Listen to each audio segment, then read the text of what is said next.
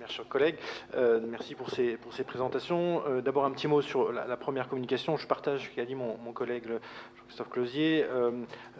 Cette feuille de route, cette présentation-là aurait permis, le fait d'avoir un calendrier et d'avoir un support nous aurait permis de pouvoir, comme ça, se projeter. Il y a un certain nombre d'éléments qui avaient déjà été présentés et ça a permis d'être rassemblés à la fois à la métropole et à la ville. Ça a permis d'avoir un ensemblier, mais ce qui pourrait être intéressant, c'est de pouvoir y adosser, comme sur d'autres stratégies, un certain nombre d'indicateurs pour qu'on puisse suivre les calendriers, l'état d'avancement et la réalisation de ce plan et voilà, pour voir comment se déroulent les ambitions derrière ces projets.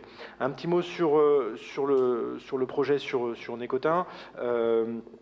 Ça a déjà été dit, mais et vous l'avez évoqué, je pense qu'en effet, le pouvoir en faire un vrai projet pédagogique auprès des élèves, c'est une vraie opportunité, le pouvoir sensibiliser sur la question de géothermie, sur l'appropriation de son école et de son environnement et de pouvoir y associer les enfants, les enseignants et les familles. Je trouve que c'est un très beau projet et le BRGM fait souvent des initiatives, des accompagnements pédagogiques et donc ça peut être un bon relais. Je trouve que c'est intéressant.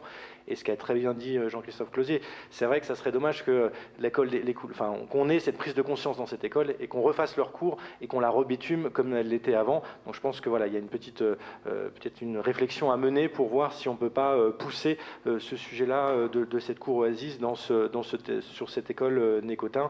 Voilà. Juste, moi j'ai un Monsieur Dabou est très confiant sur l'engagement financier des entreprises.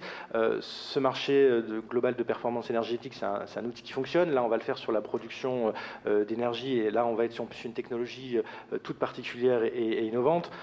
Gardons en tête néanmoins que ces marchés ressemblent en partie, dans leur construction administrative et financière, à des marchés de partenariat, ou ce qu'on appelait avant les partenariats publics-privés, qui ont eu un certain nombre de défauts sur la durée et qu'il faut bien anticiper, et c'est le cas aussi parfois à certaines DSP, où quand on se lie avec un opérateur, de pouvoir bien identifier le livrable à la fin, qu'est-ce qui est restitué, et vous avez très bien fait de repréciser la délibération comme vous l'avez fait en séance, pour ces objectifs chiffrés qui sont attendus auprès de l'opérateur, parce que voilà, c'est ce qui est normal, c'est un opérateur privé, c'est pas un philanthrope, il voudra s'y retrouver financièrement et optimiser sa rémunération. On peut pas lui reprocher, mais néanmoins, voilà, il faut que ça soit très clair, et s'il y a des clés de mise à jour de tarifs ou de mise à jour de rémunération, il faut qu'elle soit la plus transparente possible. Voilà, on connaît aujourd'hui les grandes difficultés avec certaines DSP, pour pas les citer, mais notamment les piscines et autres. Mais voilà, qu'on puisse bien identifier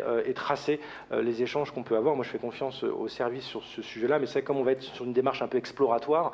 Il y a peu de référentiels sur ces sujets-là, en tout cas sur la question de production d'énergie. Voilà, qu'on ait une attention toute particulière.